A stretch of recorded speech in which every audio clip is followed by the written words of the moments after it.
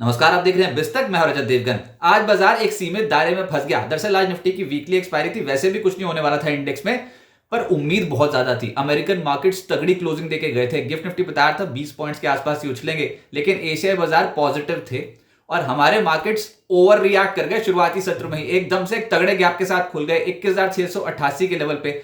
21,726 का हाई भी लगा दिया, लेकिन उसके बाद बैक ऑफ द माइंड ये था कि अभी तो टीसीएस और इन्फोसिस के नतीजे आने बाजार बंद होने के बाद, और बाजार ऊपरी स्तरों पर थोड़ा हल्का होना शुरू हुआ धीरे धीरे।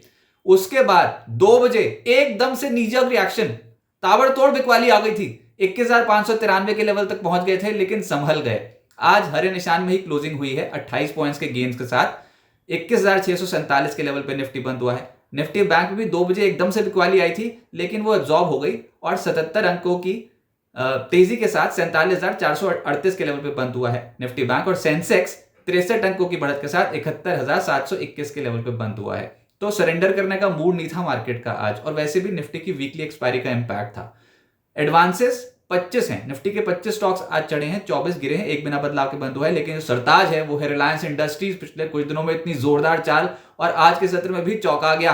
आज के दिन 2,725 रुपए प्रति शेयर का रिकॉर्ड हाई रिलायंस इंडस्ट्रीज ने लगा दिया। 2.5% की तेजी के साथ हुआ है बंद। इस हफ्ते 4.25% से ज्यादा का उछाल हमने रिलायंस इंडस्ट्रीज पे देख लिया है। और जैसे 2024 शुरू हुआ है ना, वैसे ही मुकेश धीरूभाई अंबानी के जो स्टॉक्स हैं वहां पर बहुत ही गजब की तेजी देखने को मिल रही है। बी इट रिलायंस इंडस्ट्रीज या फिर टीवी 18 ब्रॉडकास्ट या फिर नेटवर्क 18, इन सब स्टॉक्स में अच्छी तेजी बनती हुई नजर आ रही है। निफ्टी गेनर्स में आज सबसे पहले नंबर आया हीरो मोटोकॉर्प का। ये स्टॉक चढ़ा 4.5%, रिकॉर्ड हाई हीरो मोटोकॉर्प ने लगाए हैं। बजाज ऑटो, इस स्टॉक में तो जोरदार एक्शन है ही। बाय बैक ही अनाउंस कर रखा है बजाज ऑटो ने, वो भी 10,000 रुपए पे। तो फिर बजाज ऑटो आज 3.5% उछला है। रिलायंस इंडस्ट्री तो 2.5% चढ़ा ही। इसके अलावा बीपीसीएल और एक्सिस बैंक, इन स्टॉक्स में तेजी देखने को मिली। निफ्टी लूजर्स में आपको एचयूएल नजर आएगा, doctor Reddy's, SBI life, Wipro, LNT, इन स्टॉक्स पे दबाव आता हुआ नजर आया। विप्रो के नतीजे आने हैं कल। एफएनओ गेनर्स में श्रीराम फाइनेंस, बाजार शुरू होते ही एकदम से स्टॉक में एक्टिविटी बन गई थी और कुल मिलाकर दिन के रिटर्न है 6% के। एमजीएल बहुत तगड़ा मूव था, आज 5% ऊपर आ गया। गुजरात गैस 5% चढ़ गया। हीरो मोटोकॉर्प और टोरेंट फार्मा, इनमें तेजी देखने को मिली, और हीरो मोटोकॉर्प तो निफ्टी का ही टॉप गेनर है। एफएनओ लूजर्स में ये जो स्टॉक है पॉलीकैब, इसने तो सर दर्द कर दिया है इस समय। आईटी विभाग बोल रहा है 1,000 करोड़ रुपए की कैश सेल्स की जो अनअकाउंटेड है, और कुछ ऐसे दस्तावेज मिले हैं जो आपत्तिजनक हैं। उसके बाद बस इतनी सी भनक लगी मार्केट को, क्योंकि हवा पहले से ही उड़नी शुरू हो गई थी। 22 दिसंबर को आईटी विभाग ने कंपनी के दफ्तरों पर छापेमारी की है, लेकिन मैनेजमेंट ने बोला था कि हमें तो कोई सूचना नहीं मिली आईटी विभाग से। अब आईटी विभाग बोल रहा है 1,000 करोड़ रुपए की अनअकाउंटेड सेल्स हैं, कैश सेल्स। तो बस ये बाजार को बिल्कुल अच्छा नहीं लगा, और पॉली कैब धड़ाम एकदम से ऊपरी स्तरों पर बिकवाली 20-21% निपट लिया आज के सत्र में। बताओ, पॉली कैब जैसा शेयर, उसकी ऐसी हालत टाइट हुई है ना, निवेशक हो गए हैं परेशान। जील एक और स्टॉक 3.25% नीचे रहा। इसके अलावा इन्फोसिस, डॉक्टर रेड्डीज और एसबीआई लाइफ में दबाव रहा, लेकिन इन्फोसिस के नतीजे आए बाजार बंद होने के बाद, नतीजे इनलाइन है। मिड कैप गेनर्स में ये जो स्टॉक है कमाल कर रहा था वो था एमआरपीएल। 20% चढ़ गया, एकदम से तेजी आ गई आज रिफाइनिंग कंपनियों में। एमआरपीएल, चेन्नई पेट्रो, ताबड़तोड़ भागे आज ये दोनों स्टॉक्स। चेन्नई पेट्रो 16% ऊपर, एमआरपीएल 20% ऊपर। ईज माई ट्रिप तो वैसे ही पिछले कुछ दिनों में बहुत एक्टिव है, 17% का रिटर्न दे गया। एमएसटीसी इंजीनियर्स इंडिया 10% से 13% की चढ़ाई चढ़ गए। नेटवर्क 18 9.5% ऊपर था। एचसीसी 9.25% चढ़ा है। मोतीलाल ओसवाल फाइनेंशियल आज 8% चढ़ा है। Aarti pharma, PTC India, Avanti feeds 8% चढ़ते हुए नजर आए।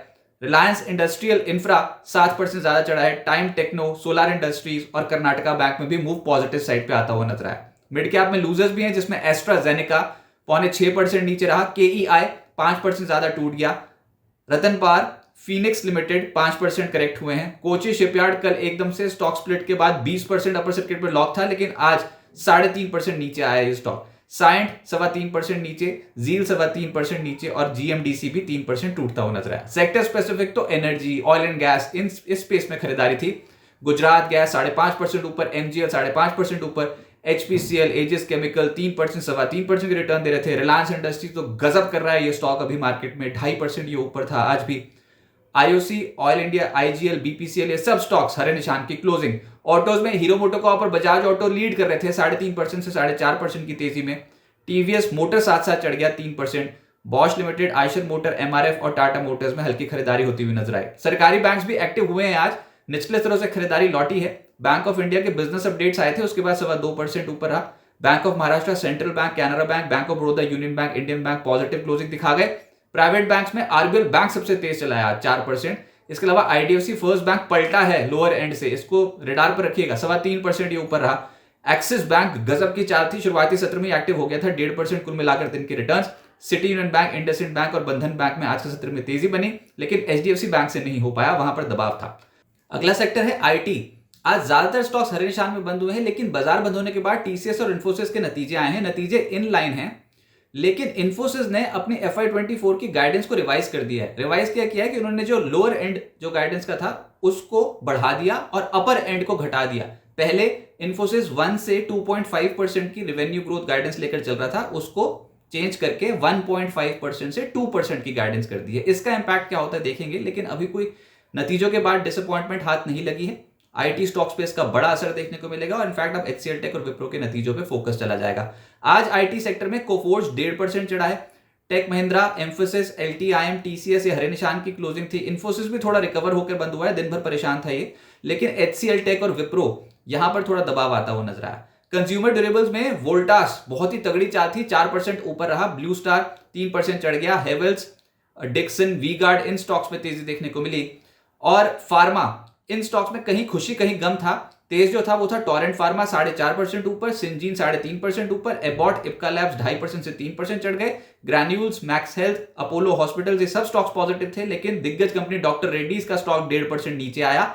एल्केम, ऑरबिंदो फार्मा, सन फार्मा यहां पर आज दबाव देखने को मिला। ज्योति सीएनसी ऑटोमेशन का आईपीओ फुल्ली सब्सक्राइब, बहुत ही तगड़ा सब्सक्रिप्शन फिगर आया है, 40.45 टाइम्स सब्सक्राइब होकर बंद हुआ है। प्राइस बैंड रखा गया था 315 से 331 रुपए प्रति शेयर का, 1000 करोड़ रुपए का इश्यू साइज था, पूरा सब्सक्राइब हुआ। देखते हैं अब लिस्टिंग कैसे होती है। अब आगे क्या होगा, टीसीएस और इन्फोसिस के नतीजों का इंपैक्ट कल सुबह सुबह जैसे ही मार्केट खुलेगा, पहले तो ये दोनों शेयर्स को ट्रैक करेंगे और उसके बाद पूरे ही आईटी सेक्टर को, खास तौर से मिड कैप आईटी स्टॉक्स पे फोकस पे, जो मिड कैप आईटी स्टॉक्स हैं उन पे फोकस अब ज्यादा चला जाएगा। तो देखना होगा कल शुरुआती सत्र में आईटी स्टॉक्स कैसे प्रदर्शन करते हैं। अब कल HCL टेक और विप्रो के भी नतीजे आने, उनको भी फैक्टर करेगा मार्केट, लेकिन आज अमेरिकी बाजारों पे भी नजर है, क्योंकि वहां पर इन्फ्लेशन के आंकड़े आने हैं। तो जैसा मूड माहौल अमेरिकन मार्केट का होगा, वो हो सकता है कि एशियन मार्केट्स का कल एक ट्रिगर पॉइंट बनता हुआ नजर आए। कल भारत में दिसंबर CPI और नवंबर IIP के आंकड़े आने हैं। बाजार फिलहाल एक सीमित दायरे में फंस गया, हम बार बार यही बोल रहे हैं, बाजार बहुत ही रेंज बाउंड हो गया है। ये रेंज जो है ज्यादातर समय तक चल नहीं सकती। अभी जो इस हफ्ते की रेंज है उसमें 21,448 ये लो लेवल छुआ था और 21,763 ये हाईएस्ट लेवल छुआ था, यानी कि 315 अंकों के दायरे में ही झूल रहा है निफ्टी। आज निफ्टी की वीकली एक्सपायरी भी निपट ली, लेकिन अभी ये रेंज नहीं टूट रही है और ये रेंज टूटने का ट्रिगर पॉइंट है नतीजे। आईटी के तो नतीजे दो बड़ी कंपनियों के आ गए हैं, तो कल देखते हैं कि कल डायरेक्शनल मूव मिलता है कि नहीं। अंदाजा ये है कि इस हफ्ते, यानी कि कल एक ही ट्रेडिंग सेशन बचा है, तो इस हफ्ते एक रेंज बाउंड मूवमेंट रहेगी। जो भी होगा अगले हफ्ते हो सकता है, और उसके बाद फिर वोट ऑन अकाउंट अगला एक बड़ा ट्रिगर है। फाइनेंशियल कंपनियों के नतीजे आने वाले हैं, वो एक बड़ा ट्रिगर है। तो ये जो है अभी मूड माहौल बिल्कुल इनडिसीजन वाला रहेगा और बाजार एक बड़ी चाल की तैयारी करेगा, क्योंकि जब भी ये रेंज ब्रेकआउट होगा वो डायरेक्शन तय कर देगा मार्केट का। वो डायरेक्शन ऊपर की साइड आती है या फिर नीचे की साइड, ये कहना थोड़ा मुश्किल है।